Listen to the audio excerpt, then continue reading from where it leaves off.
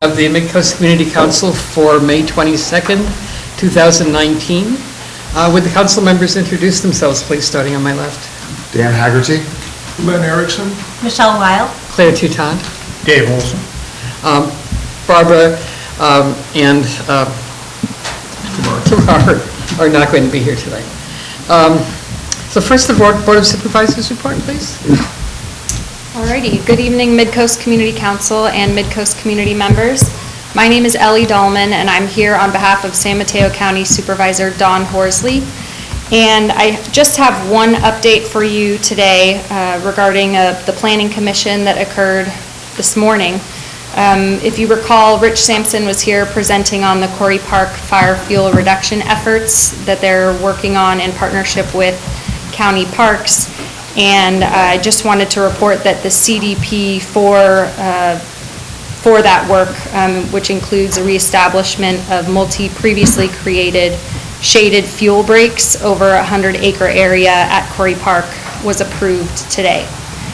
So there's more information available on the Planning Commission website, on the county site, and I'd be happy to take any questions if you have any or comments. Last week I asked you about the 3-0 Cafe situation, 25-year iconic, community-loved, unique restaurant that was forced to close due to the inability to carry over the lease. The owner, the manager wanted to continue. Due to inaction or actions that were taken by the county, the loved restaurant is now closed. So, can you mentioned a little bit just before the meeting started, so you don't have complete answers, I think. I just want to encourage Supervisor Horsley's office to contact Mark Smith, the person that wanted to keep it going, and come out with some kind of arrangement so that the community can win and have the 3-0 Cafe back. I understand there's a complicated process, and but you know, it's easy to say we're sorry, we didn't realize the community concern and the iconic history. And I'm just hoping that something can happen, conversation, and can you report back next week? Sure, I'd be happy to report that back. I know Supervisor Horsley also really enjoyed visiting 3-0 Cafe for lunch, for breakfast, and so he's also sad to see it possibly leaving. But as you know, the county airports through Public Works does have a public process that they must go through in order to lease that property. So I'll be happy to pass on your comments and concerns. It's my understanding that the rent is doubled and there's a $50,000 we don't need to go into that. Thing for the septic. I'd be happy to put you in contact with Gretchen Kelly, who's the person at the airports division that would be able to give you the specific details. I would love to have a meeting with Supervisor Horsley, Gretchen, and myself. Is that possible? Yeah, I can follow up with the supervisor about that for you. That'd be great. Yeah. Thank you. Thank you. We'll get your reply next time. Great. Thanks. Other government groups. Harvey?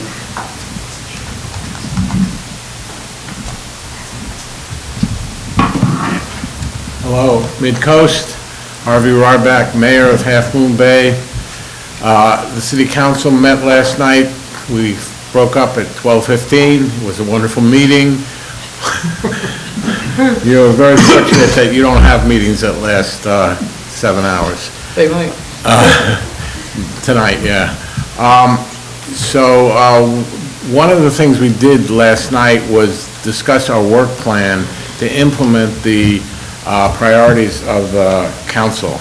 And there were a couple of items that pretty much relate to Midcoast activities, and so I want to report on those. We have decided to add $300,000 to our existing $2.1 million affordable housing fund. So it's my fervent desire that one way or another, we will build more affordable housing in Half Moon Bay. And furthermore, I would love to restrict it to people who live or work on the coast side. And that has a direct implication for Midcoast people, for traffic, for the low-income and extremely low-income people that we would like to serve. So that's a coming attraction. It's our number one priority for the City Council, and I really, really hope that we're able to implement that in my term, which is ending in December. The other thing that we have on our plate for priorities is emergency operations, emergency preparedness, and I was delighted to find out yesterday that the grant that two wonderful volunteers have tried to seek to get funding for search, which was recently sponsored by the fire board. Emily and Cheryl were able to get the full grant that they were looking for, which is $60,000.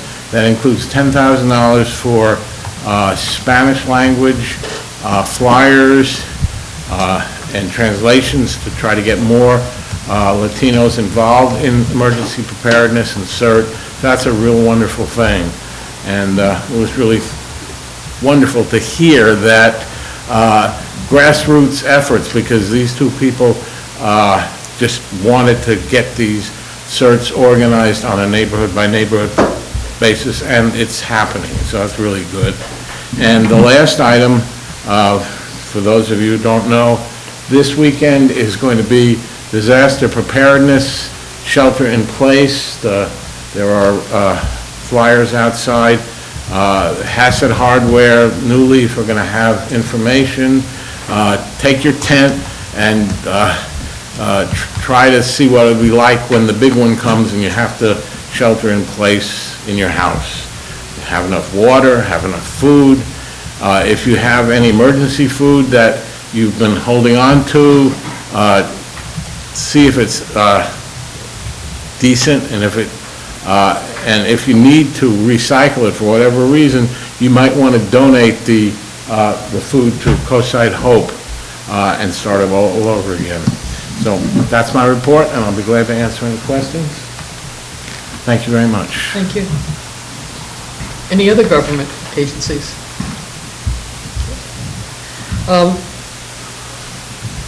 Public comment on anything not on the agenda tonight? I don't have any speaker slips, I don't think. If there are still black folding chairs out in the outer room, if anybody wants to grab them as they come in. Well, there's some three there's some, here, and there's some over three over here. here. There's two Yeah, right here. okay. If there's one.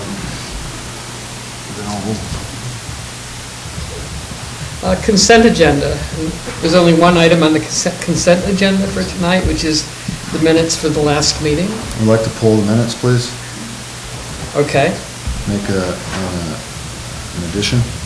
So we have to move those to the end of the regular agenda, is that No, correct? do, well, Yeah. Yep. do it right now. You have to go to the Okay. Did you withdraw that? Or No. you still want to do that? Okay. Yes. Okay. Moving on to the regular agenda then. The first item tonight is a presentation from the HEAL project by Naomi Stern about HEAL and about other agricultural education on the coast. Welcome. Welcome. Thank you for having me.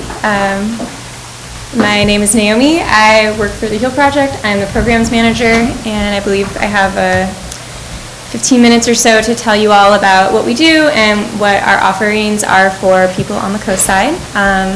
So thank you all for having me, and thank you, Claire, for inviting me to speak tonight. So, do I have something to help me go through this? Yeah, just let me know when you're ready to go. Oh, okay, cool. We're all back here. Awesome. Yep, so I'm with the HEAL Project. This is just an overview of our history. I'll kind of go quickly through the history to focus on what we offer now. So next slide. So our mission is to teach kids where their food comes from and why it matters. And we also have a vision and values that is all centered around connecting people with their food systems and their environment. So next slide. We were started in 2001 and through 2005 with just really involved Hatch parents. So you can see here that it was like bare soil there and they built a garden. It was really a grassroots community effort. So, yep, in our first year, we were started through funding from Kaiser, and that was like our initial funds, and that's how we got our acronym. HEAL stands for Health, Environment, Agriculture, and Learning. And this is kind of our core program at Hatch, and we still offer that today. We have every second and third grader go through our program, and they get, I think, 27 weeks of garden class during those 2 school years. We can go to the next one too.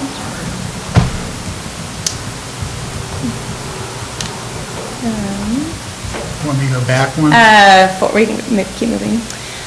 Yep, so after our first year, we expanded and we also offer like garden club for students who have gone through the program and then wanted to keep working in the garden.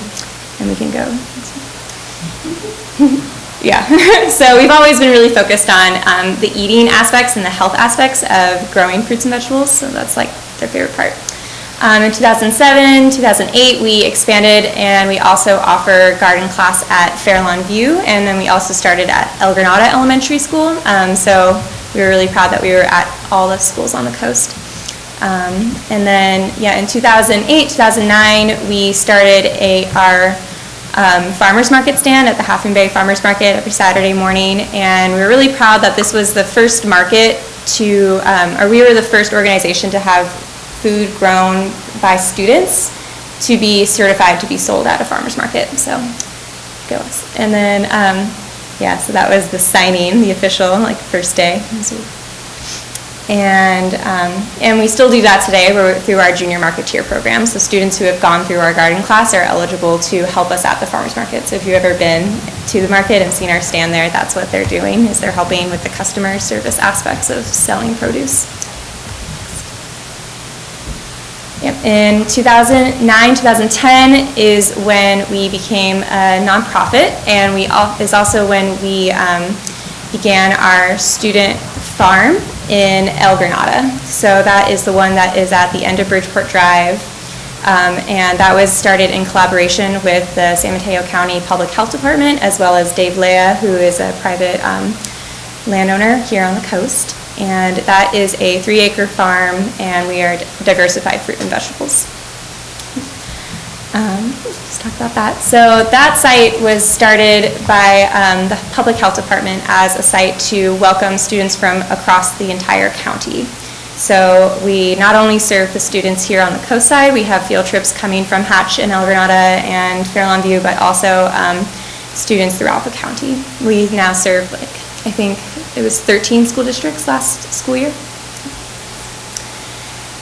Yep, and then we've also expanded and had in the past a lot of collaboration with the Half Moon Bay High School, especially their agricultural focused students. Right, so now what we're up to, we have expanded to all across San Mateo County. This last school year we had over 3,200 student visitors there, and that's all grade levels, everywhere from preschool to high school. And we are also expanding our volunteer opportunities. I'm really excited to tell you all about that, as you might be interested in those. And we also have summer camps that we offer, and fall camp as well. And yeah, we've been renovating and rebuilding our school gardens at Hatch and Fairlawn View.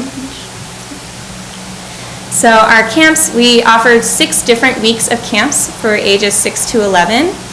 There's still some room in any of those, so if anybody is looking for summer camp options for their children or grandchildren. And those are really fun. We have 120 spots total.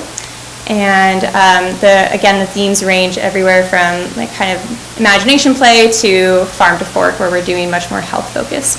And we also offer a camp during Thanksgiving week. Okay, our field trips, yep, over 3,000 student visitors.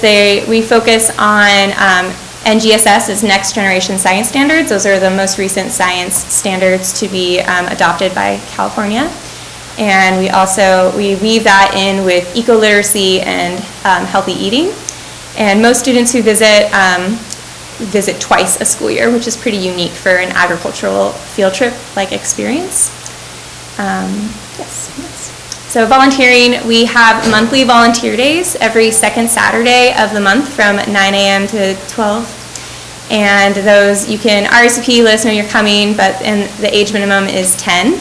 But those have been really great. We have people from all over the coast side come to check out the farm. It's a great time if you are curious about it and want to see what we're up to and maybe help out a little bit as well. And we also have been growing our internships. That is one way that we like to have volunteers at the farm, is so we do high school interns.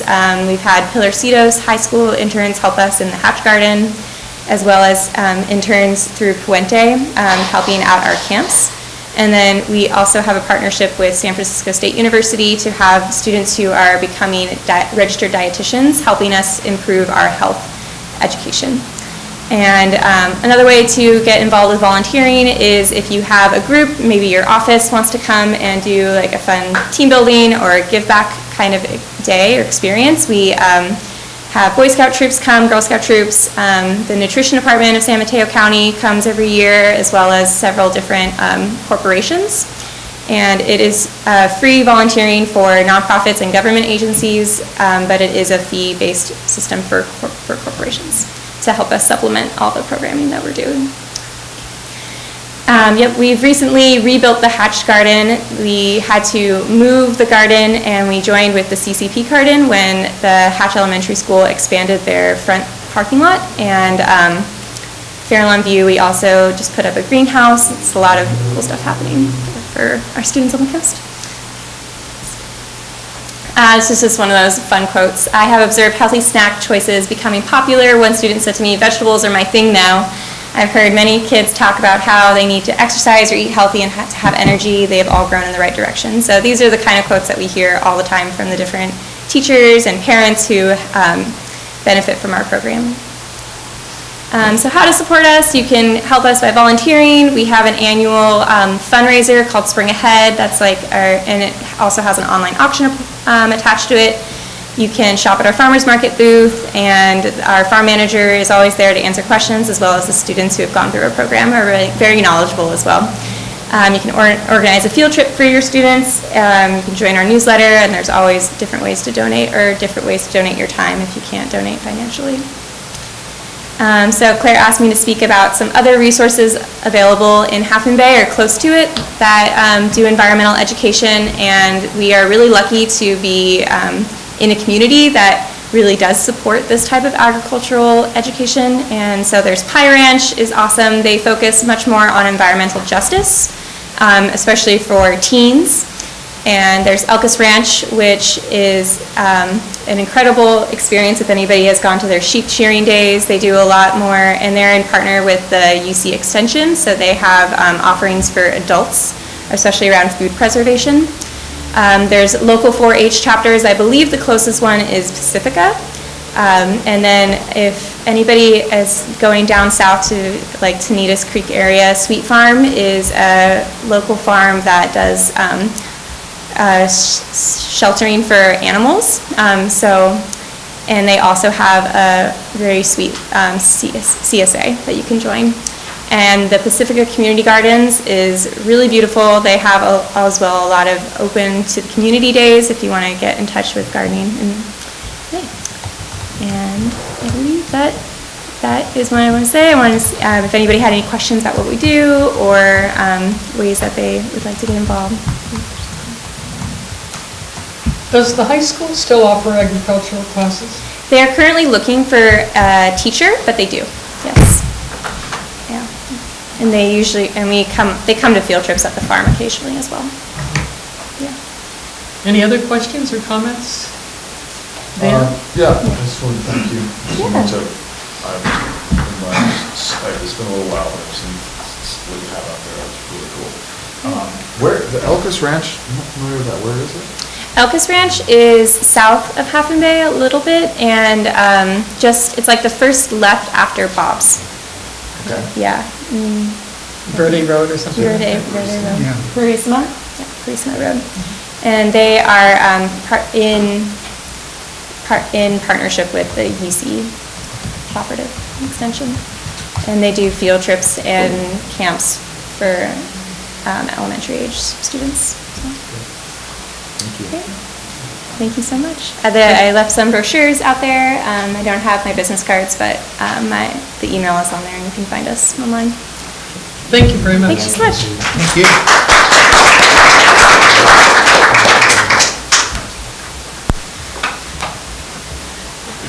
Next item on the agenda is a presentation about green infrastructure. And this will be done with Joe Leclerc and, let's see if I can find my agenda up here, and John Allen. Thank you. Well, thank you very much.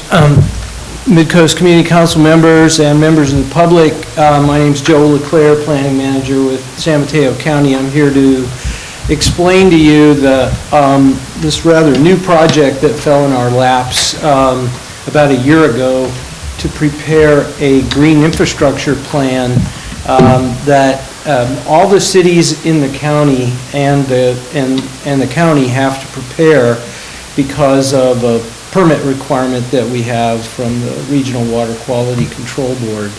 And Dave Olson is kind enough to get my presentation up here on the screen for I you. apologize, it takes a while to load because it's got some big images in it. There we go. Yeah, we like to show pretty pictures,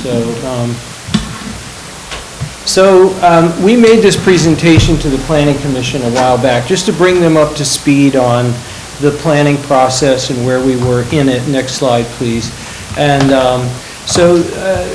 the goals of this briefing are to provide you and the council with an overview of the state requirements that drive the need or the requirement to prepare this plan, and specifically what the content requirements are of the green infrastructure plan, and as well how it relates to other plans and policies that the county has to implement, including our drainage ordinance that affects all developments of a certain size in the county, and an opportunity for questions and comments. So next slide, please. This project is a collaborative interdepartmental effort, and maybe it's try hitting the thing one more time just to see if nope, it's not going to do that. So there's a diagram that just shows all the departments that are involved in this effort. So my colleague John Allen here is with the Office of Sustainability, and Brianne Lieberman from the office is leading this project. There's representatives from Planning, Public Works, Parks, the Project Development Unit, all engaged in helping to prepare this plan to ensure that both it meets the state requirements and it serves the needs of all the different departments.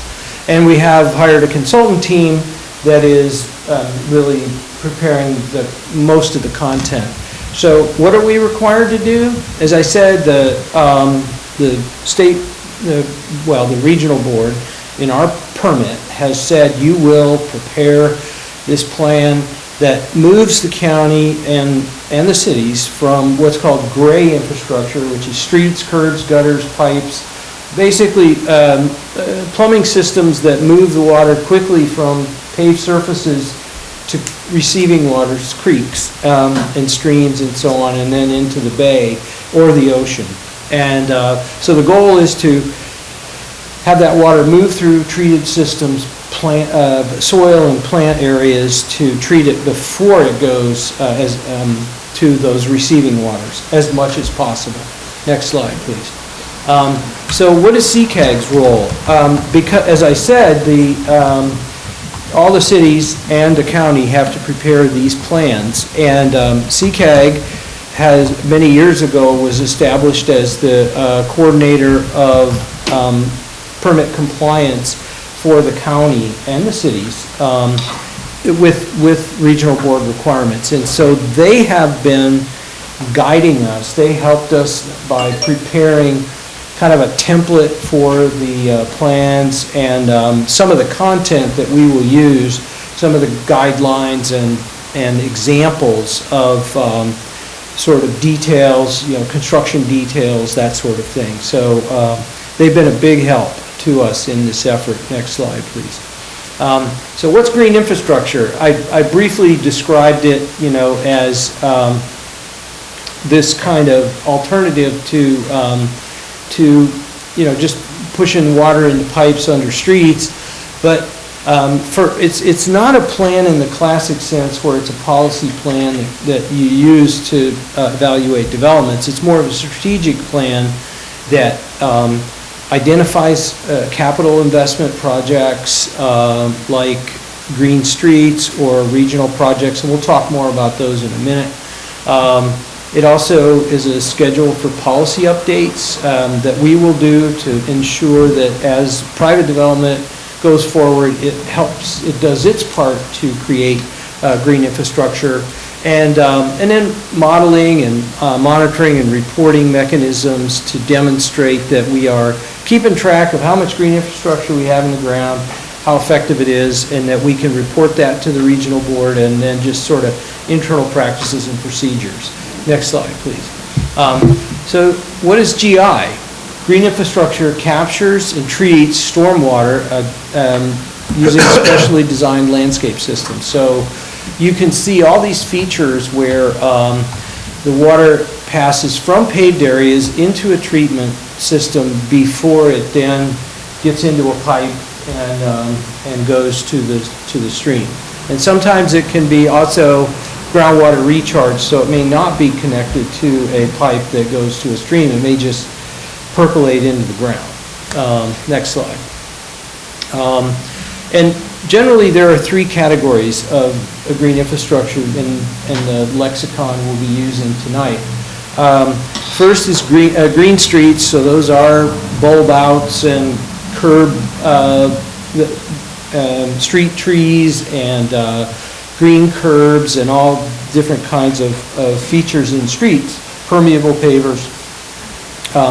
And then on private property, just as a means of differentiating between public and private realm, we call it low-impact development. And then regional projects are, I'll show you a slide later, but basically they're big projects that can treat large areas of runoff and is a cost-effective way to meet our requirements. Next slide, please. So in the coast side, we have some examples of green infrastructure here.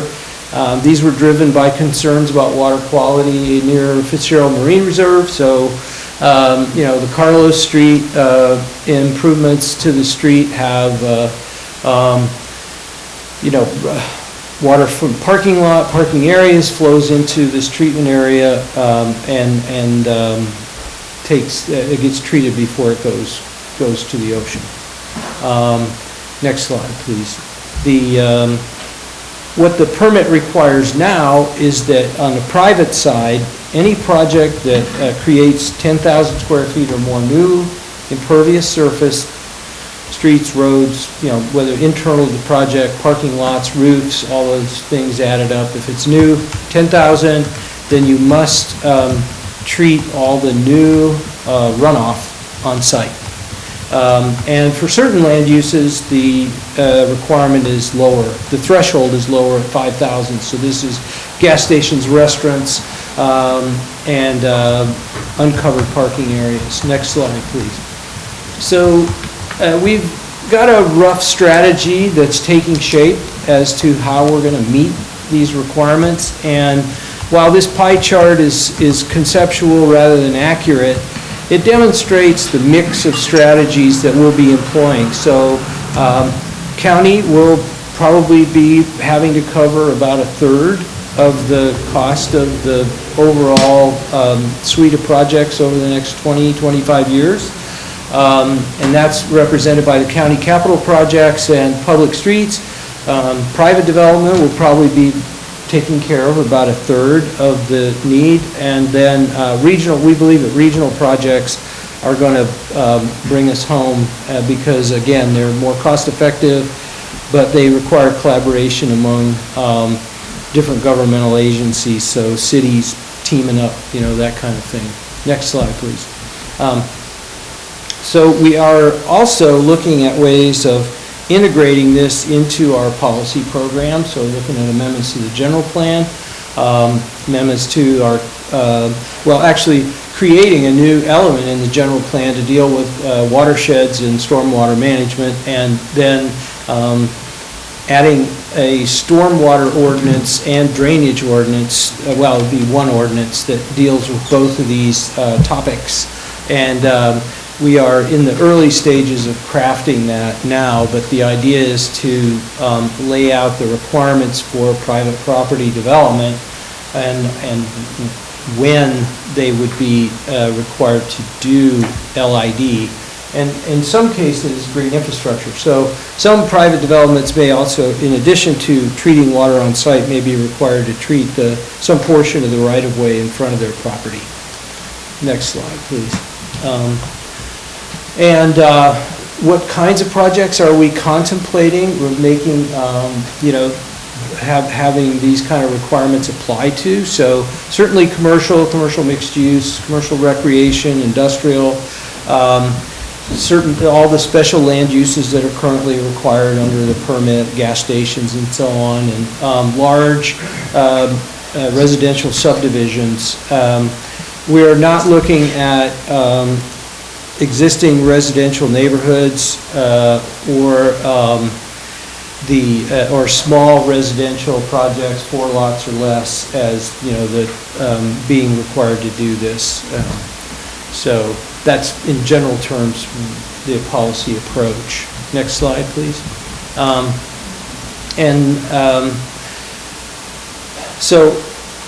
But we are looking at possibly requiring more of projects than is currently required. So I described those thresholds, 10,000, 5,000. We're looking at possibly, for those projects that are required to do, that have 10,000 square feet of new impervious, we're looking at certain land uses in certain areas where they may be required to do some green infrastructure in the street in addition, and possibly requiring some projects with less than 10,000 square feet of impervious that aren't now required to do it. So maybe the threshold is like 7,500. They might be required to do LID on their property. Next slide, please.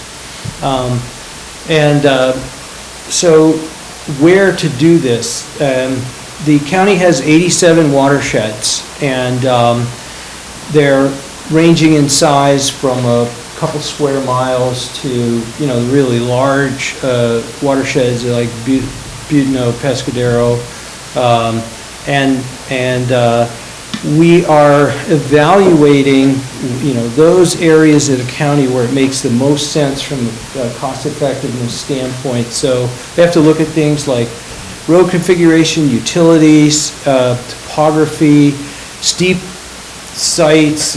El Granada doesn't make sense. It's already green infrastructure with, most of the coast side is already green infrastructure with streets that drain into vegetated swales. So we don't see the residential neighborhoods on the coast side being particularly good locations for this sort of thing. But we want to focus on public benefits too, looking at greening, heavily used pedestrian areas, areas where we know there are a lot of pollutants, and also areas where we would like to do traffic calming and use these in-street features to slow down cars. And the idea is to focus on the more densely developed areas, the higher use areas, the places where you have concentrations of commercial activity. And we want to, of course, coordinate that with the LCP requirements. And we know that we're going to be improving bicycle and pedestrian access on the coast side in the coming years. So we think that's an opportunity to, well, it'll actually be a requirement because it will meet the threshold of new impervious surface that is going to be required to treat. So we think there are, modest, limited opportunities on the coast side. And I can say that the regional board is not really looking to the coast side as the county's sort of solution area for the most part. They're interested in what they call no missed opportunities here, but they recognize the existing development pattern and the existing street configuration is such that it's not an ideal location. And it's not really what they're targeting, which is to reduce mercury and PCB pollutants in water. While there is broadcast mercury, on the hillsides here that trickles down into receiving waters, the concentrations are fairly low, and it's being treated by the existing swale system. Next slide, please. So I mentioned these regional projects. They're basically big boxes full of pipes and gravel concrete boxes that might be placed under a park, under a schoolyard, under a parking lot, some large area where you can treat a large watershed area in a concentrated fashion. This this picture on the left shows Red Morton Park, a couple blocks from my house, it's the concept is being developed by the City of Redwood City in partnership with the Office of Sustainability. Got a grant to take a look at this and develop it in more detail. And the idea is, so you can see the watershed area that would be treated by this facility is large. And if you can do that in a concentrated way and have all the municipalities that overlap that watershed contribute on a proportional basis based on the area of that watershed within their jurisdiction, it can be a cost-effective way for the local governments to meet their responsibilities. But it's going to require JPAs and that sort of thing. And there's an Orange Park project in South San Francisco already underway, as well as we're looking at an I-280, I-380 interchange project, and Atherton is considering Carton Field as a project that they may want to promote. Next slide, please. So where are we? As I said, we've been working away. We'll start at the end in terms of the green infrastructure plan, which is that it has to be done and turned into the regional board by September 30th. So we don't have a lot of time left. We have a little more than 4 months. We are going to have a meeting with the engineering communities, tentatively scheduled for late June, to talk about the drainage ordinance to make sure that they understand it and agree with the policies. And then we'll be taking the plan to the board for a briefing and first reading in late July, the Planning Commission in also late July, and back to the board in September with the revised plan for adoption. And then again, transmittal to the regional board. Now, one of the things the regional board has done is given us flexibility to update policies that we didn't have time to finish. And so we actually have until December of 2020 to do that work. But we think that the policy work that we need to do can be completed by the end of this calendar year. And that so that's our schedule, is to complete the general plan and ordinance changes and work that through the public review process. We'll be back out here to explain to you what that is once we have it drafted and get your feedback on it. And again, walk through the decision makers much as you see for the green infrastructure plan. Next slide, please. So I'm happy to answer any questions you have. Thank you for your attention. I know that's a lot to swallow, but and as I said, our our project manager on this is Brianne Lieberman. She was unable to be here tonight, but if you, she can answer more questions than I can about this. But I'm happy to take any questions you might have. I noticed that you had a proposed exemption for affordable housing projects. I wondered if, what would be the rationale for not requiring a high-density affordable housing project for complying with the green initiative? Well, I think that had more to do with how to say this? The raised thresholds. So they have to, any affordable housing project that creates more than 10,000 square feet of new impervious, if they create a new parking lot, put in lots of new roofs, they have to do LID today and tomorrow and next week and next year. They're not exempt. No, they would only be exempt from the additional requirements. So the amount of water that we need to treat compared to what we're doing now is significant. And so in order to get there by 2040, we have to do a lot of green infrastructure and a lot of low-impact development. And so that's why we're looking at making the requirements on private development and more stringent than what the permit currently requires, and finding ways to do more on the public side. But what we're saying is that we're considering exempting low-income housing projects from those more stringent requirements and just having them live by the rules that exist today. So they would be exempt. Well, they would be partially exempt. They wouldn't be completely exempt. You're distinguishing between new projects as opposed to existing low housing? Yes. Yeah, so new projects going forward. You say a new project going forward. So if you have a new high-density housing project going to a strictly rural area, then they would have to apply for that. Yeah, they do today. If they walked in and applied for a permit today, they're required to do low-impact development on their site.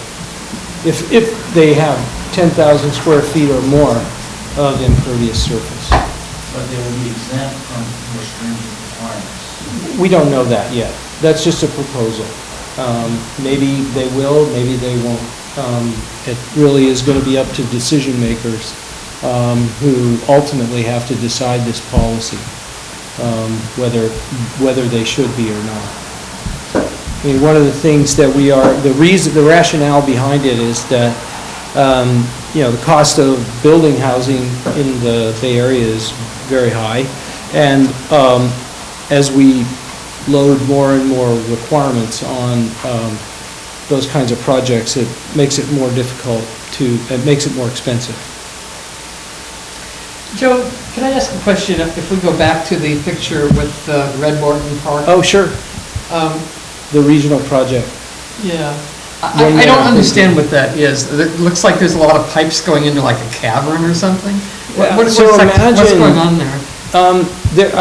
Each one, well, I'm going to pretend that I'm an engineer here for a minute. And in general, what low impact or what green infrastructure is a mixture of soil, gravel, and other materials that can let water pass through, and the pollutants in the water will bind with the soil, with the materials that are in that filter. It's like a sponge, and a very large sponge. And so now that orange area is all of Red Morton Park. It's not going to be, the facility wouldn't be that big.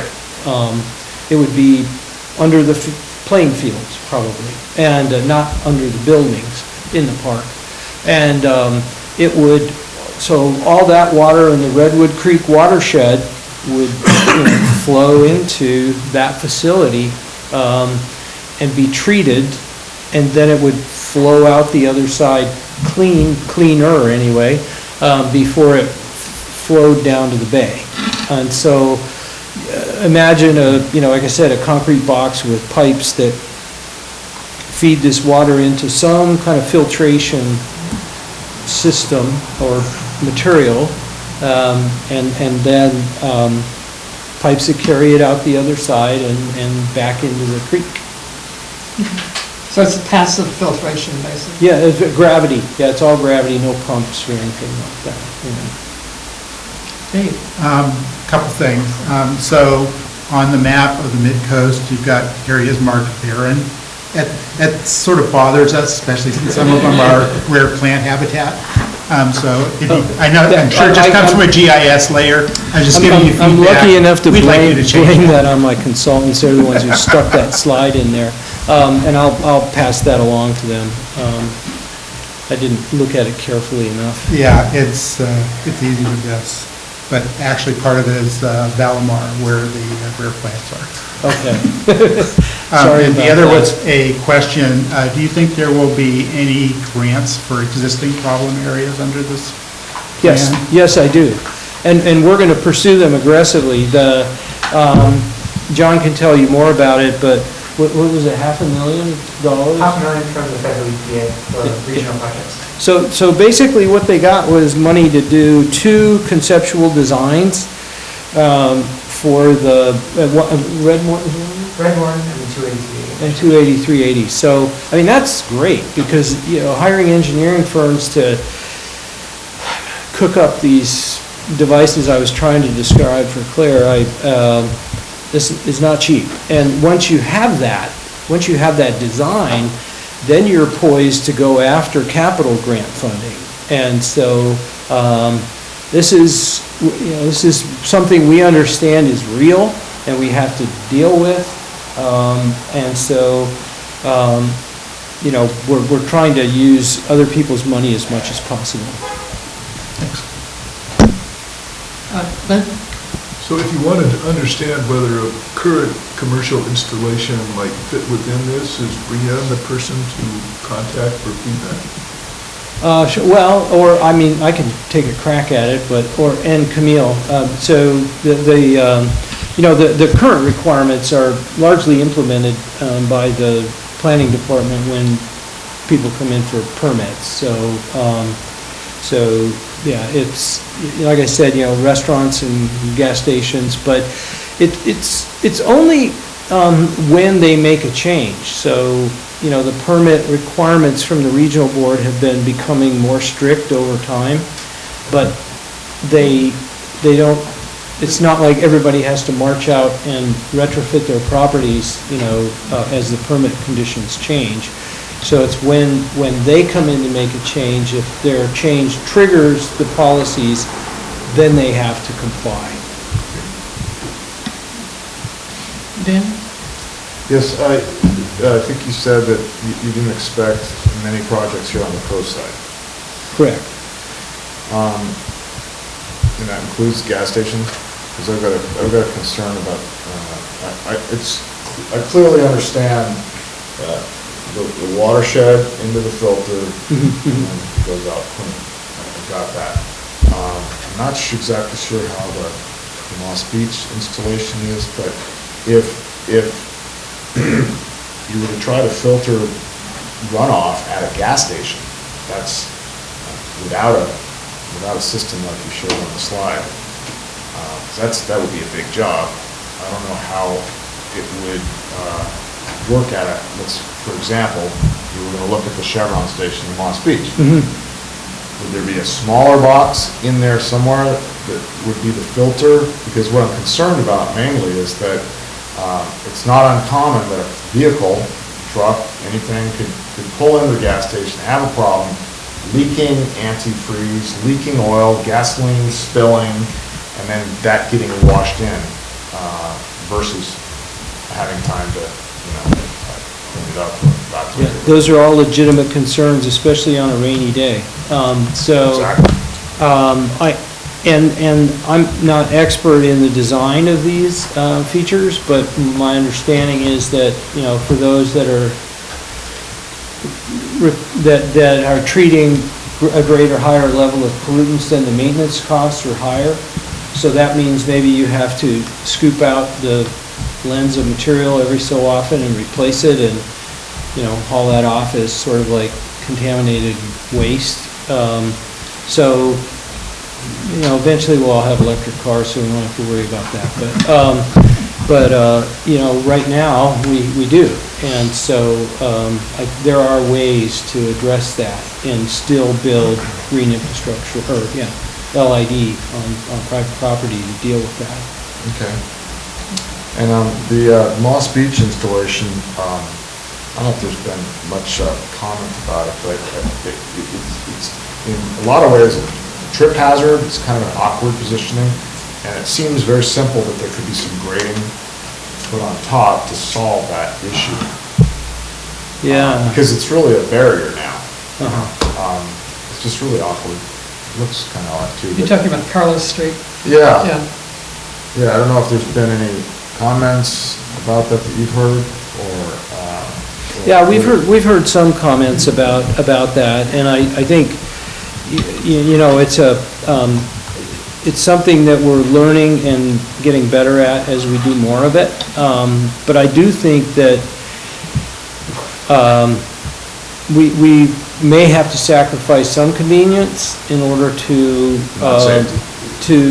get these features in the, the goal is to build them to be safe. And certainly, and I think the reality is that where these things are going to end up are as part of our streetscapes and landscapes on the private side, and we are going to have to learn to live with green infrastructure and to design it in ways that avoid those conflicts. And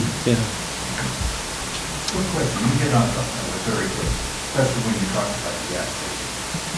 The infrastructure that you're talking about building in, the filtration system, or whatever you're going to do, you have their big blocks and other things that go into parks.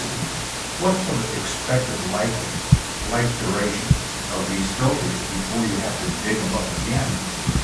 So that if you have something with a relatively short lifespan, you'd be constantly digging these things up and replacing. yeah, no, that won't work because we can't afford that. So we have to design them to last for long periods of time on a 40, 50-year time scale. And so there are certain, special land uses where the problems are what they are. I think that's a very apt description of what happens with antifreeze and gas and, all the essential bodily fluids of a vehicle. And But if you have these things for a very long period of time, they build up and they continue to chemicals more. well, I think that the idea is to design these in such a way that the soil and the material inside has a very long shelf life and can cleanse itself, and/or has great absorptive capability such that you don't have to change it on an ongoing basis. I do, again, I'm not an engineer, I'm not a soil expert, so I'm a landscape architect, and I know that these will not be designed so that in 10 years' time you have to go in and rebuild it, because they're going to cost tens of millions of dollars, some of them, the big regional projects, and we can't afford to have short shelf life projects.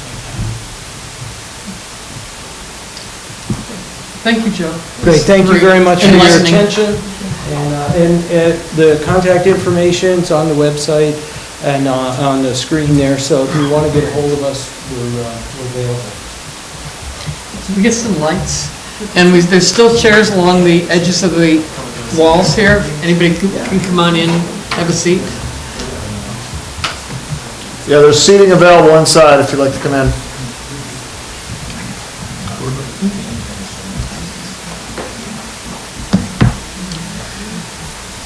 Okay, we're moving on to the third agenda item, which is the Mid-Penn housing submittal to the county for LCP amendment, PUD zoning change for Cypress Point.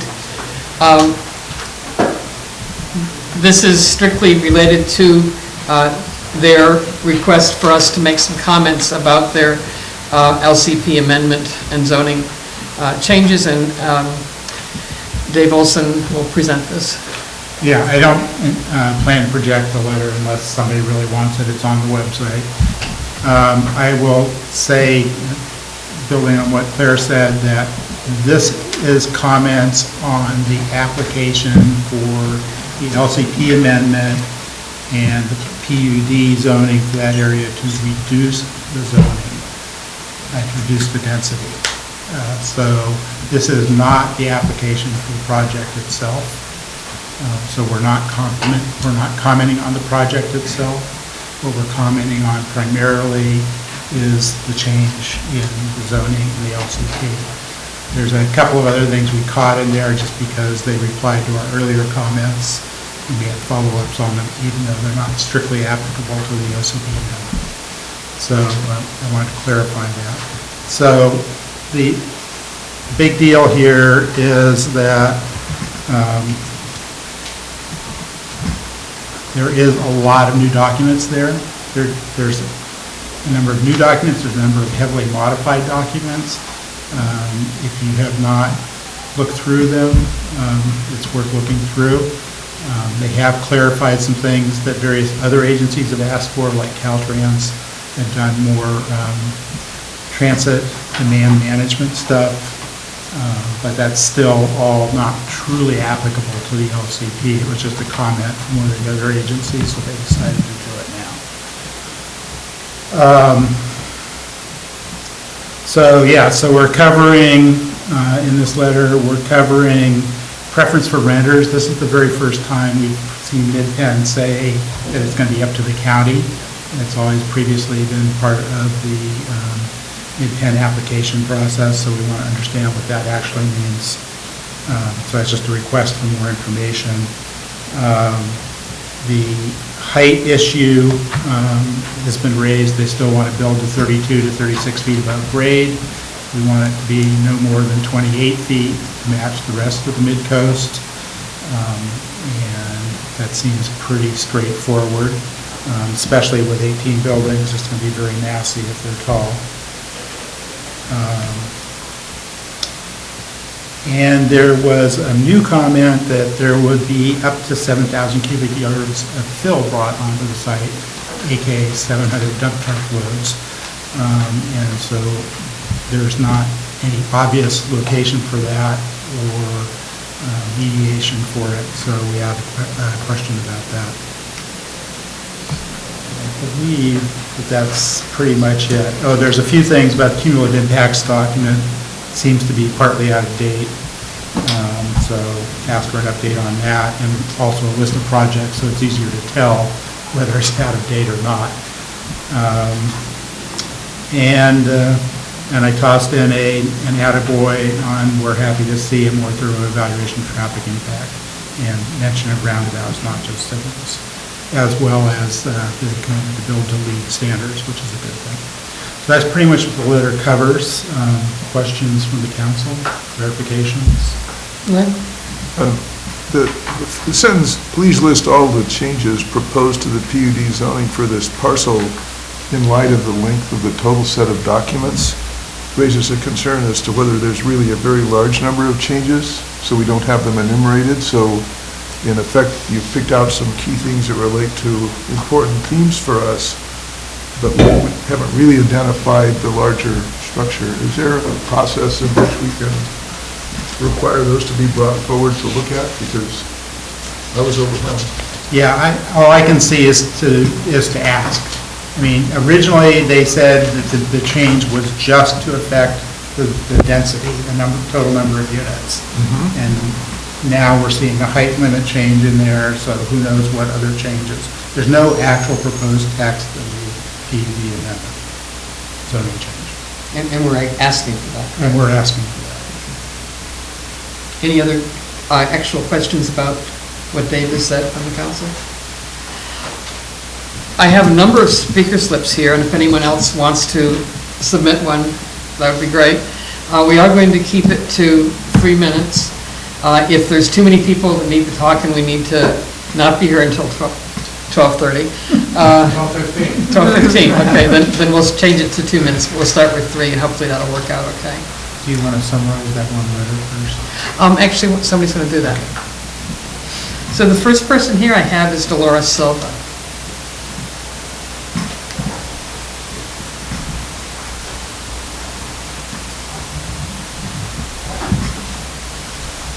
Hello. I'm Dolores Silva. I live in Moss Beach. I think I've met most of you, and you've seen me here before. I would like to thank, I'm a board member of Resist Density. I'd like to thank you for the opportunity to support your efforts on this matter, and also to express our own assessment of what we see at this point, because it has been an overwhelming document arrival recently.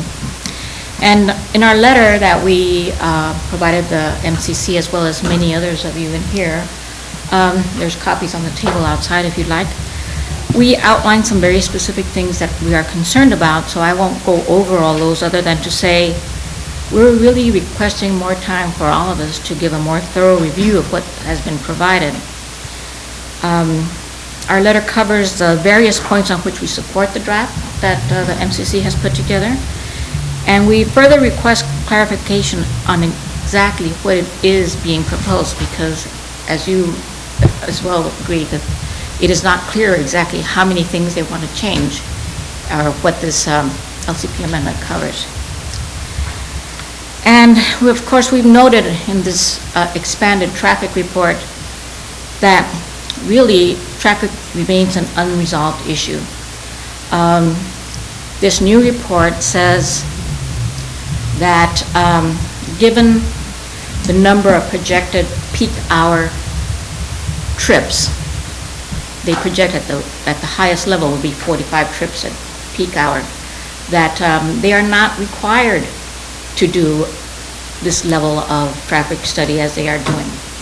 But in the interest of total disclosure, they have gone ahead and done it. But they're restricting it to intersections. So they cover some delays and stuff about the intersections. It's all in the report. I won't go into that.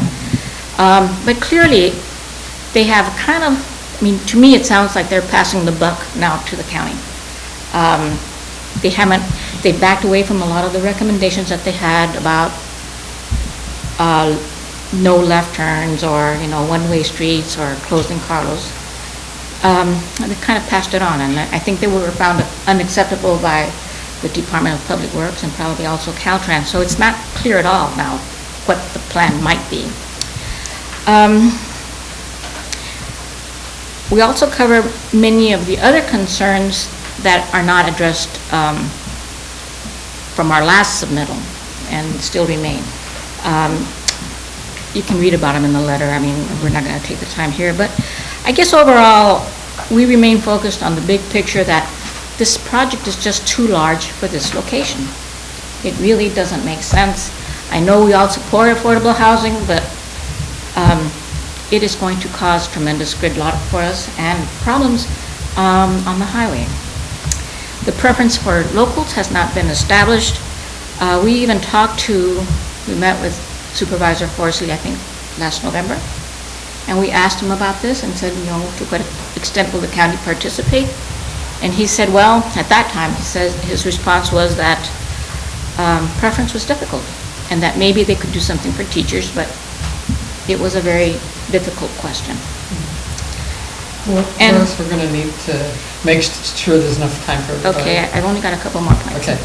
The third thing that we have is that hazardous materials really must be investigated and cleaned up prior to a rezone in order to know what you can rezone for.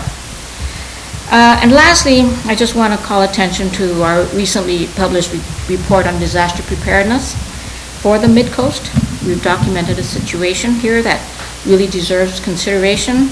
We strongly encourage the MCC to consider the impact of traffic gridlock in emergency situations, particularly as regards to evacuation, and these are not things that have been considered before. Thank you, and that's all I have for now. Thank you. Claire, can I make a couple comments that may prevent some other comments Okay. out of confusion? So the traffic study level of service only is due to the fact that the county still has not completed Connect the Coast site establishing a new methodology for measuring congestion. So really, the level of service is all they're left with that's officially approved. So that's why they use that. And they actually state that in the study, or very close to it. The other thing you mentioned was, sorry. Yep, we'll let go of that. There's no longer any mention about Carter Street, which is really the biggest problem over there. And that was in response to DPW. That was the other thing I was going to say, is when the project comes to the planning department and planning commission for actual project approval, there will have to be something about that. And all they've left in there now is possibilities rather than responding to the various comments, because they've got negative comments both directions. So they're waiting. But, definitely, we certainly don't disagree with down zoning. We just don't know how much more that they're going to specify in this application.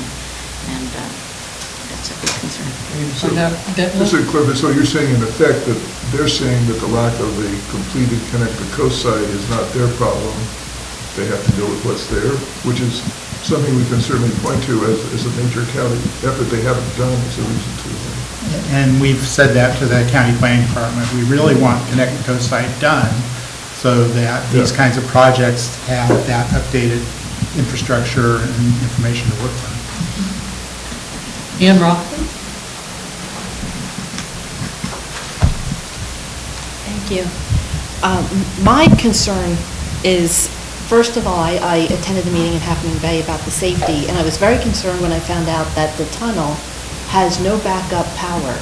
And should there be a fire, should the fans stop, there may be no way to go through the tunnel as part of evacuation. And if you're talking about approximately 300 new residents in this area on top of those who already live here, that's frightening to me to think, what are we going to do? How are we supposed to get out? And there's also extreme fire danger just on the north side of Devil's Slide, which could also create another hazard, which is not being addressed with the number of people. Also, you say, well, 71 units, we're reducing the number of units, but you're increasing the number of low-income units. The original LCP called for 21% low-income units, which would have been the number 31, based on 148. You're now asking for more than double that. And it changes the whole economics of the neighborhood. And so I just want to talk about that consideration as well. It's not just a reduction of number of units, you're changing the entire area. Thank you. Thank you. Marcia Yates? Marcia Yates, Moss Beach. I'm just going to read part of a letter that Julia Brinklow sent out. It goes to MCC and MidPen. We all agree that people who contribute to the community should be able to live affordably. It's a matter of human rights and decency in civil society. But we also agree that affordable homes need not and should not cause harm to that community or it defeats the very goal we seek. Our coast site is a jewel, a place to live and a coveted destination. As such, it comes with special challenges to the residents that other communities do not face. On weekends and holidays, it is beset with visitors, with all vehicles sharing the same two-lane road. And before the tunnel, we could negotiate it, but now those days are gone. I applaud MidPen's great goal to create affordable living space, but I'm shocked at the space they've chosen, smack dab in the middle of an already overburdened two-lane road. It makes no sense whatsoever and is unfair to both current residents and those who will occupy the MidPen homes and face even worse traffic problem than we do now. I beg you to consider the cost of this plan to the coast site. Thank you. Greg Diegues?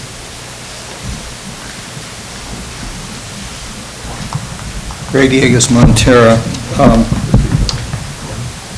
There are several impacts that I haven't heard discussed, and I'm not sure the protocol that Dave is bringing up about when is the time to raise this. The sewer is being raised in the Mid-Penn letter, but what is not clear is that the impact on this new development on the sewer. Harv, leave the room. They're already 100% of capacity of the sand plant during a peak wet weather event. The pipes back up 5 and 6 miles into overflow tanks in Portola and Montera.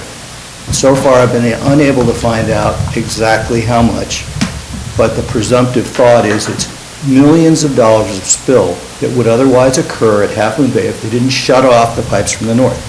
Those are the pipes that did leak and triggered a fine which was reduced and reduced and reduced to down only $600,000. And those are the pipes in the intertie up here in Moss Beach.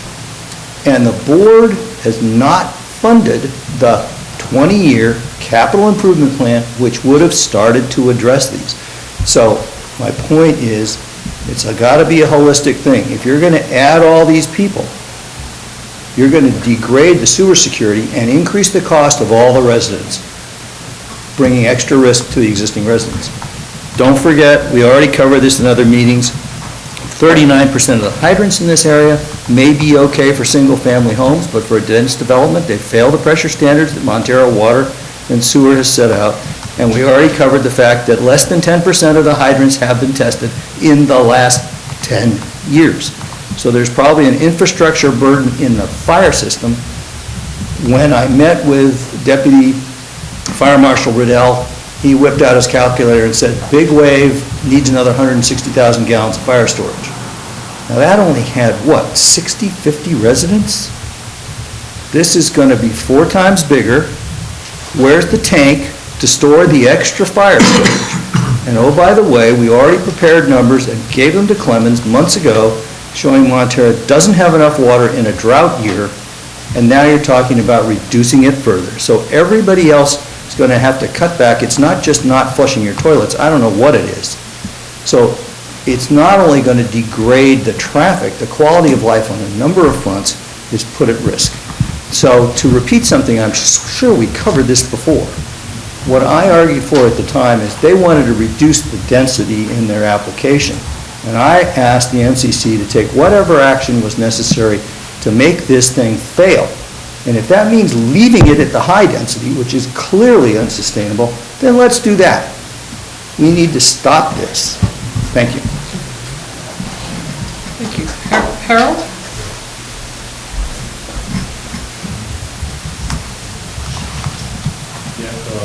Thank you. My name is Harold Herman. I'm a resident of Moss Beach. I speak as a private resident, not as a representative for any organization.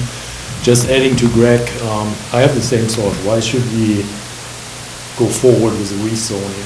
With all these open questions which we have, leave it at the high density, the next developer comes, what's the chance for the next developer to build 140 plus units? I think just with all the things we see from Mid-Penn, it's partial. And it's a big document, looking through, there's a pretty detailed letter from resist density, raising all kinds of questions and concerns.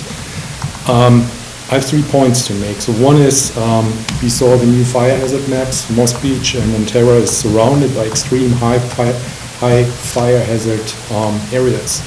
I brought the SB 50. So this is Scott Wiener bill, highly debated across many cities. The interesting one is, I think the reputation or perception is this going to push housing, just give green light for housing developments in cities next to transportation hub. The first checkpoint on there is basically, is the location in a high fire hazard zone? That's a question they ask, and that's a showstopper right there. Even in that SB 50 bill, which now I understand is pushed into 2020. So why don't we have more protection with our local coastal program? We are clearly a small coastal town, but here we are pushing a large-scale development right in a weird extreme high fire hazard map. So the maps are out there. Yeah, plus we have only one evacuation route, and then I think what Greg, you mentioned is what's really the water capacity that we have for fighting fires, if you ever have to. We had 101 sewer overflows during a 6-year time period. So that clearly shows we are not even able to deal with our current sewer water. We have big wave approved. The board of directors had no problems with giving green light to a brewery, which takes a lot of water, also creates a lot of wastewater. I understand that's not moving forward, but that's approved. And the question becomes, so who's paying the fines? So if we're adding more volume to the already failing sewer system, is that us? I understand we have 10 plus lawsuits pending right now, so the sewer agencies, water districts suing each other, but we also have third parties suing. And this is Clean Water Act. We had 20 sewer overflows that went into open water, and that gets expensive because that's Clean Water Act. And at the end of the day, we're going to foot the bill. Harold, can you wrap it up? Yeah, the third one is we had reference to the traffic study. I try to bring it up a level because it's a couple of hundred pages now, which for me as a non-traffic engineer is difficult to contain. 71 units, each unit going to have between 1 to 3 cars, maybe more. Now, because there's zero walkability, let's assume 3 to 4 trips a day. So you take 100 cars at the low end, times 3, you talk about 300 daily trips. If you take 200 cars, new cars for that development, times 3 to 4 trips a day, you talk about 600 to 800. So somewhere between 3 to 600 to 800 daily trips. Plus we have a community center, we have visitors coming in.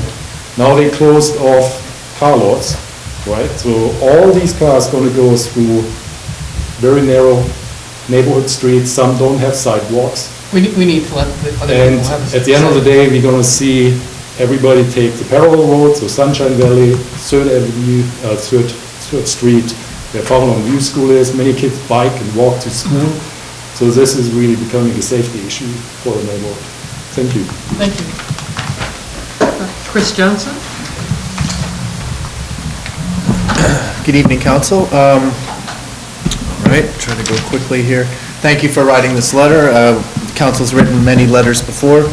I'm a resident of El Granada, but I was actually the chair of the MCC when this project was first announced, so I have some knowledge of it, and I want to comment about the letter, about your letters. Try to stick to that.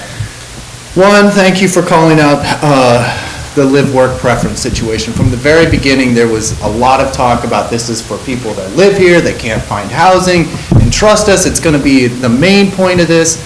I still, 4 years later, I still have not heard any type of description of the mechanism that is going to make that happen. And now Mid-Penn has punted that to the county. So I don't know why the county is going to sit there and take this on, because it's a no-win unless the county's got something hidden up their sleeve as to how they're going to be able to save these units for people that live here. Because if they do not come up with that, then they're just making more housing units, and we actually might increase the population of the coast side instead of providing housing for people that need it or are already here. So I need to hear that sometime soon, and it's not in the new documents, which is a lawyerly dump of thousands of pages of documents. Nobody can go through that in the amount of time. Somebody asked for more time, absolutely. So Council, thank you for calling that out, and please stick to the guns on that. I have to know what this mechanism is. There's no mechanism. Nothing has even been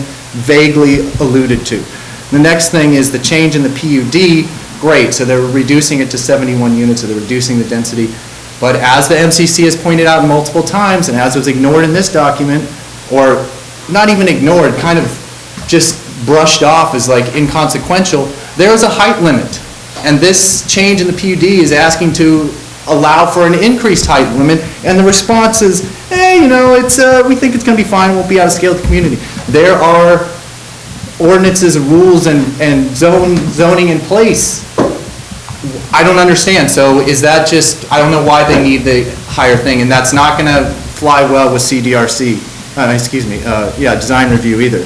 So thank you for pointing that out, and stick to that, because as you mentioned in the letter, you've mentioned it to them many times. And to me, the line that you quoted from their documents is somewhat offensive to me. And then where I disagree with this letter a little bit is there's a line in here about, we're happy to see more thorough evaluation of traffic impact and mitigation, including transportation alternatives. I did not feel that way. I was pretty unhappy with their, again, kind of about what we're going to do about the bus, about Samtrans, about how people are going to get to the bus. They're going to have to cross Highway 1. Well, you know, how are we going to do that? And I further would say I think the county should put a moratorium on these kinds of projects until Connect the Coast side is finished, please, because we don't have a safe crossing at 16th or the Lighthouse or anywhere else after, Len, help me out, 10 years of this, since 2010 or whenever this started. And this whole intersection there is a mess. Carlos, 16th, Highway 1, it's a mess, and unless the county is going to do something significant there, like a pedestrian bridge from Carlos over the highway or something like that, then they're literally just, what's the phrase I'm looking for, rearranging the deck chairs or whatever. It's lip service. And the whole thing about the Samtrans, this is affordable housing in a place where there is not commercial enterprises, stores and whatnot. People going to have to get somewhere, and now they're going to have to, battle across Highway 1 with no crossing to get to the bus station, or this letter just kind of, you know, as a throwaway statement, or we'll talk with Samtrans about moving the bus stop somewhere else. No. In my opinion, there needs to be a bus stop right in front of whatever the road is going to be called that goes into this place if it's built. So, I'm wrapping it up right now. There's too much in this document dump, and yet it says there's not any details. And for me, I learned my lesson from Big Wave. Again, I was on this council and we went through Big Wave. The devil's in the details, and when there's a bunch of mushy, we'll figure it out later and it'll be okay and don't worry, we'll take care of it, that drifts and you end up with somebody else making the decision in a closed room, or outright making a decision that contradicts the public record. Clearly and verifiably contradicts the public record improprieties if you don't have those details specified to begin with, and that's why I want to hear about this mechanism for the live-work preference. So Council, I love the first 2 points. I would like a little more teeth on the transportation issue, but I could live with this letter. Thank you for sticking up for the community. Thank you. You know, and I know that's not what you would say. We're not partisan. We don't stick up for the community, but you are reading the documents and you are calling these organizations to account, and that's what we need. So thank you very much. I have just one more speaker slip. If anyone else does want to speak, be sure to get me one soon. Dennis? Yeah, sure, thank you. My name's Henry Shapsis, and that was excellent, by the way, really pretty much. That's not what I said, everything very nicely.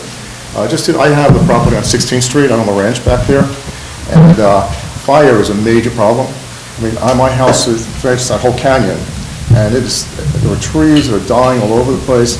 Was it 2 years ago, we had the lightning storm, the fire department couldn't even come out. I had to wait for them to get a tree out 40 feet from my house. The fire department recently came out to my property and told me that my house on top of the property, if there was a fire, they would not be able to save. And that's pretty amazing. Okay? And they want to build 71 houses right over there.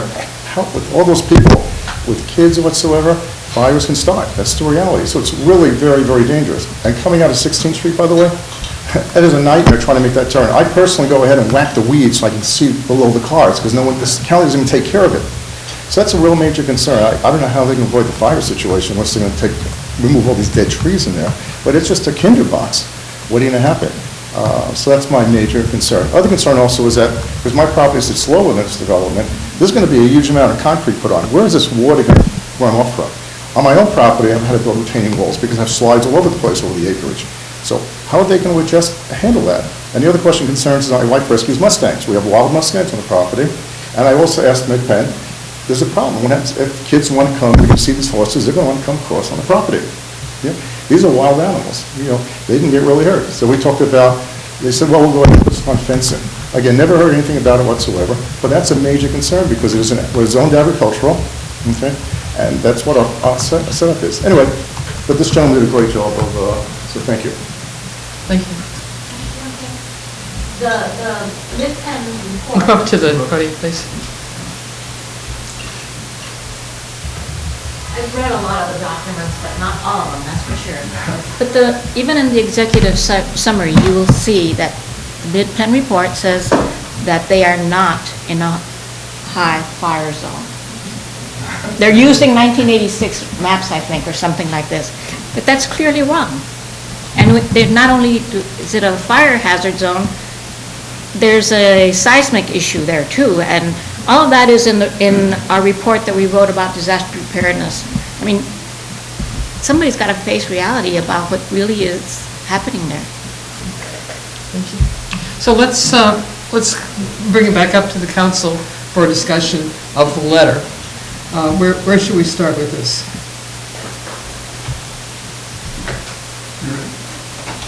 It sounds like, it could use a little more work. Is there, any reason that we can't table this and get some more work to adapt to what the community's requested?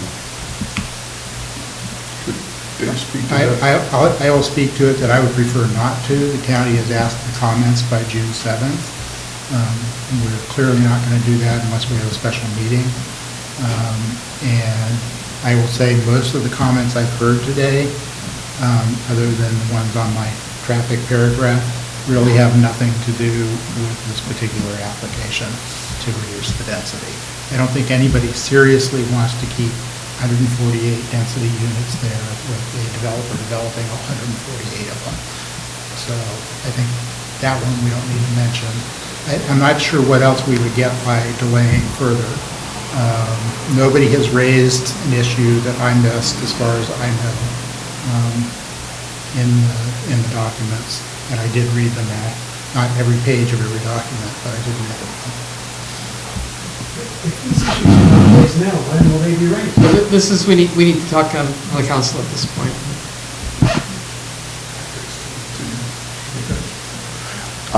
I definitely want to hear the community's input, but. This is our time. I understand that, but they're part of our discussion. So I'm good for now. I'm still unsure how I'll vote. So, just so I clarify, Dan's effective comment is basically a vote to not approve the letter in this meeting is tabled. Right? And your point is if we try to stay on point in the narrow sense that the transportation area is the most critical, and since we've clearly said and it's clearly evident that Connect the Coast Side, also known as the Comprehensive Transportation Management Plan, which was mandated by the Coastal Commission, is at the heart of that, that if we were just to say, we can't go forward with this without that in place, does that provide standing for something to happen? Will they ignore it on its face? My guess is the county would ignore that comment because this is just the reduced density change. It's not the actual application. How do you know that? Because that's what it says, and that's what the county says. But it's report doesn't include that. But if it's more than just reduced density, you're changing to 100% low income. Now, let's keep it up. You made that point. Let's give us a chance to react to what you said. We have discussed that in the previous meetings, and I don't think it's new. I don't think there's anything here. I'm one person. I'm just saying that's my opinion. So on that point, we could, for example, amend the item that brings up transportation to explicitly ask that it not go forward till a plan for the completion of Connect the Coast Side was done, as an explicit. And that seems an on-point comment that they might ignore, but certainly I would support that kind of amendment. Well, we've been trying to be consistent on that, so it sounds like a reasonable thing to say. Do you want to make an amendment now, or just Well, why don't we go discuss around it? and Go around. then look to amendments? Michelle? The timer for myself. No, I'm not going to take the full 30 minutes. I feel the same way. I mean, I really think that this letter does a good job on all the major points, with the exception of the traffic issue. I do think that You know, we already have really bad traffic on the coast. I live in Moss Beach. It's tough to turn out onto the highway, especially making the left turn.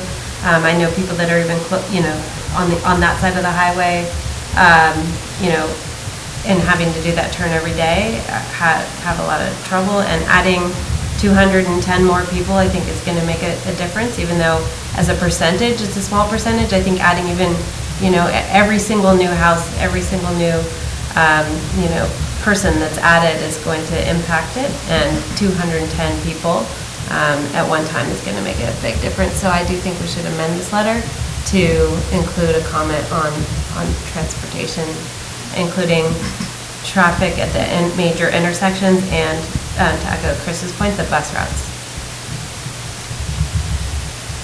The two places I would like to see this letter strengthened are, as other people are saying, the transportation section. I'm not happy with it, so I'd like to rephrase that. And then listing all the changes proposed to the PUD zoning for this parcel, I think is really important, and if we could even strengthen that a little bit, I would be in favor of it. I mean, because we're not able to comment fully, we don't know what they're talking about. Well, we will get a chance once we get an answer, but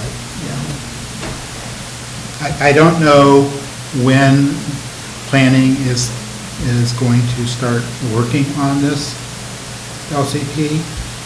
We assume it's relatively quickly, since they're asking for a relatively short deadline on comments, but we don't know for sure. And it's certainly not going to be on next month's Planning Commission agenda. I doubt it will be on the one following that. It might. So we will have time to do more comments if we want. But I do think we want to get our comments in early so they pay attention.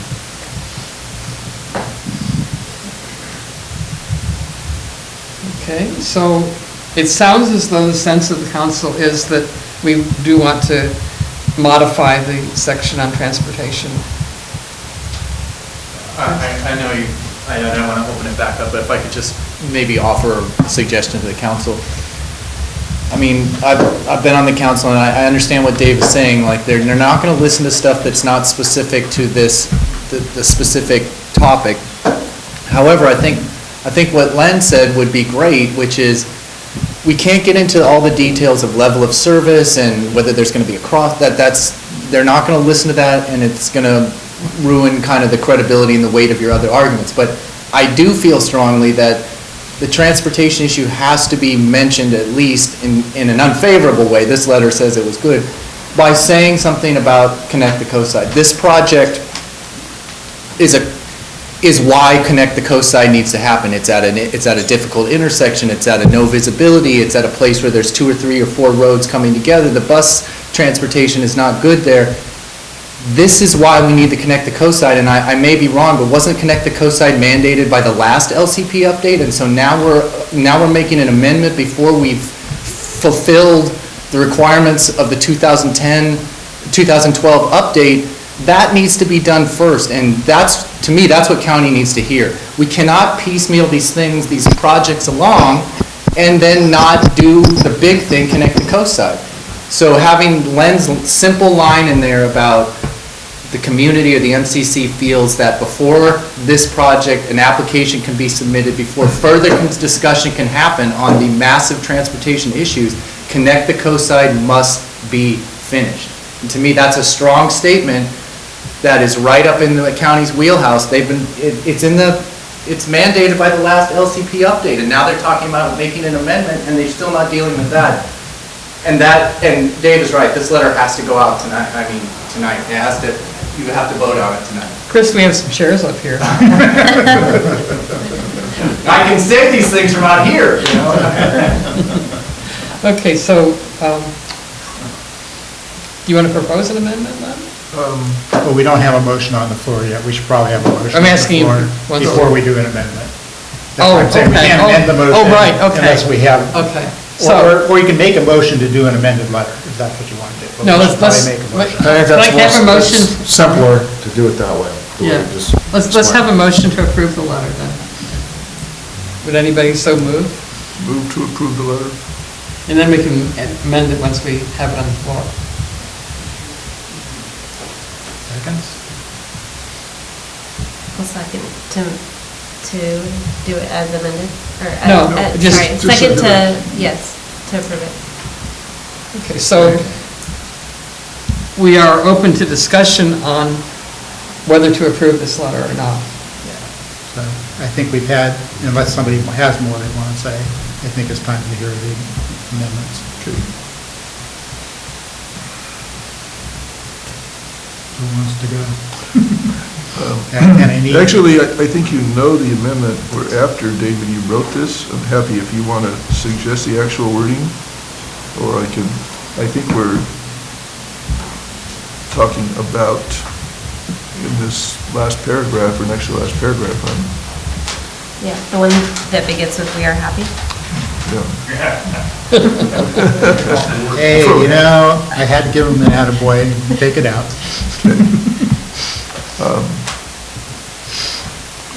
We're concerned. Well, I think the most direct wording would be, the committee believes that this amendment, this zoning change should not be approved until Complete the Coast-Side is completed and provides the comprehensive transportation management plan, which is necessary to evaluate traffic impacts. The action step I'm interested in coupling that to is, what we're told is there's a deadline of the 7th of June, and those things roll right over us. But we can, and I guess with Ellie here, the question is, could we ask that the county bring someone to our next meeting to explain, if they can't hold it for that, what should we expect with respect to Connect the Coast-Side? That is, Connect the Coast-Side is really our tool to deal with things like this. The county basically shelved it for over 2 years, so that the least they could do if we put this amendment in, It was respond to it. 2016. No, they had, that they have someone come to speak to that point. Speak to. The point that the Connect the Coast-Side is not complete, and we're asked to deal with a major transportation issue in the absence of that document, which is really supposed to provide the framework to help address it. Yeah, I'd be happy to pass on the request. Okay?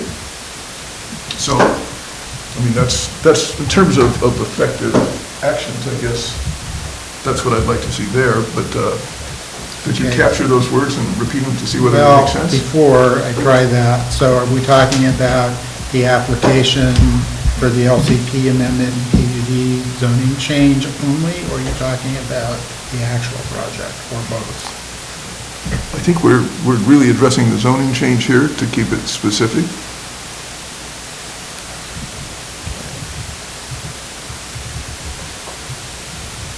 I mean, we believe if they'll bring transportation to the fore, they will have some useful results, but. Okay, so the amendment, as I've captured it, is that the council does not want the zoning change to be approved until after Connect the Coast-Side is finalized.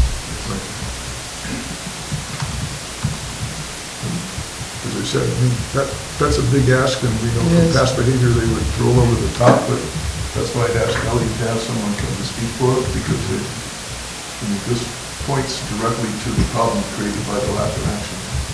So do we have the amendment on the floor? Is there a second to Is the it clear? amendment? Hold on. Can we have it read? Make it clear. You want it read again? We'll add a sentence that the council does not want the zone. Where would the sentence go, Dave?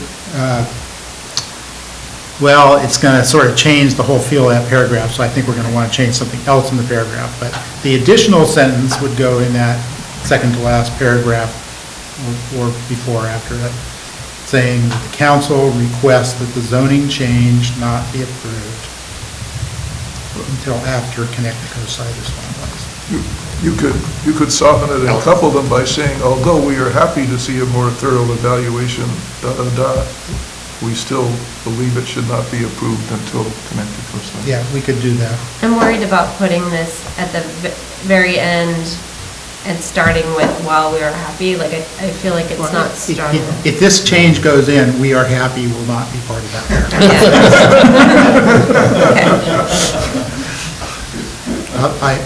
I hope you will trust me to come up with slightly better wording, but if not, we can work it out here. So we're talking about the PUD zoning and the LCP amendment? Well, I heard not. from Len, he still wanted specifically the PUD zoning change. I'm happy to say both, if that's the people who want. What does connect the coastline finalized or completed? It means that there's a document that is referred to as a comprehensive transportation management plan, which has been approved by the Coastal Commission. Okay, so I was going to say, so. The physical implementation. No, the document. So we can say connect the coast side is finalized and approved by the Coastal Commission, which is almost a 6-month additional time. We can say it. We wanted to speak to the point of what's necessary to complete it. Okay, but if we're going to say that, then we can't be talking about the zoning change, because the zoning change won't go to the Coastal Commission. The LCP will. But connect the coast side. I'm sorry, connect, so, never mind. I'm getting myself wound up in circles. So what Len is saying, I think, is that the connect the coast side has to be finished. So that's their problem, is how it gets done. Yeah. Okay. Because otherwise, we're just doing piecemeal changes. So, does the council, Len, or anybody else want LCP listed along with community zoning? I think it should, but let's read it through again and think about what that point. I'm just going to read it as a complete sentence and don't worry about exactly where it's going. Okay. The council requests that the PUD zoning change not be approved until after Connect the Coast site is finalized and approved by the Coastal Commission.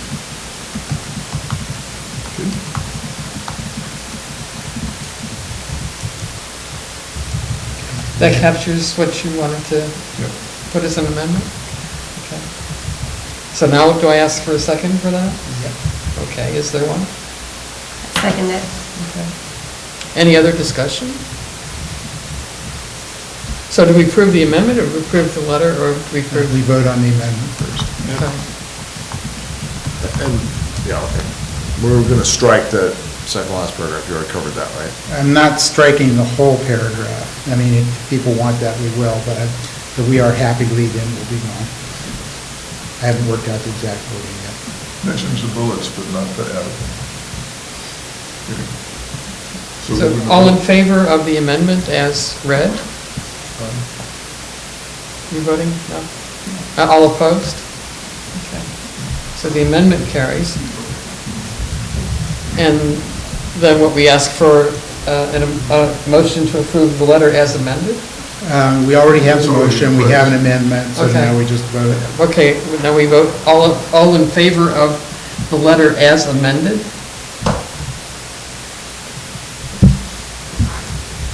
Okay, so that's unanimous. We will send the letter as amended. Thank you. Then we are back to the consent agenda. The minutes for the last meeting. My comment regarding the 3-0 Cafe, just wanted to make a slight adjustment to how you have it written down. So let me know when you pull it up, and I'll tell you what to add. I'm looking for it right now. Okay.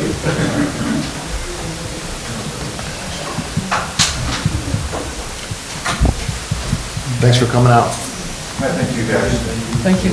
Ran a good meeting. Thanks. Okay, so this was under, is this under council activity? Is it under Dan asked about the 3-0 RFP? Should be able to find it. It's right up there at the top. Under government officials, section 1. Okay, there I see it. So insert 3 words, barriers in between the and 3-0 Cafe. I'm sorry, I'm missing that. So I asked for information on the barrier, not the RFP process. I already knew about that, so asking about the barriers in the RFP process.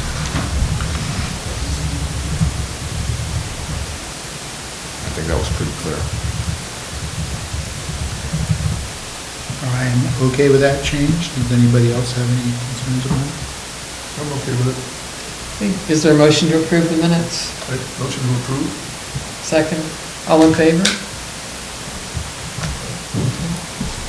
I'm sorry, Len moved, who seconded? Me. Okay, council activity, any correspondence or meetings? Future agendas, next time we're planning for the county parks to come back and talk with us further. And specifically Peggy Jensen to come back to speak to that. And also for the county disposable food service where people. So Len, are we still expecting Peggy to come talk? Yes. Even with the other news? What's that? Yeah. Okay. Yeah. I have to confirm that, but. I think last thing I heard from her, she was expecting to come. Yeah. Okay. And I'm trying to get somebody from Coyote Management to come. So my priority in terms of the meeting will be to see if we can get someone to come to speak to our request. That's the biggest item. Ellen? Yes. Sort of try to work with you to see if we can get somebody to speak to the point on the Connecticut side. Yeah, and Jill Leclerc was here, and he's one of the I understand. people working on the Peggy's project. actually over all of these groups, so she might want to speak to it herself. Yeah, I can ask, though, I think the department head would be more Understand. informed about. Well, I think it's But like. I'll bring the request to Steve Monowitz and to Jill Leclerc and report back, get back to you between now and next meeting. So do I have a motion to adjourn? Move to adjourn? Second. All in favor? Aye. Thank you. 2 minutes.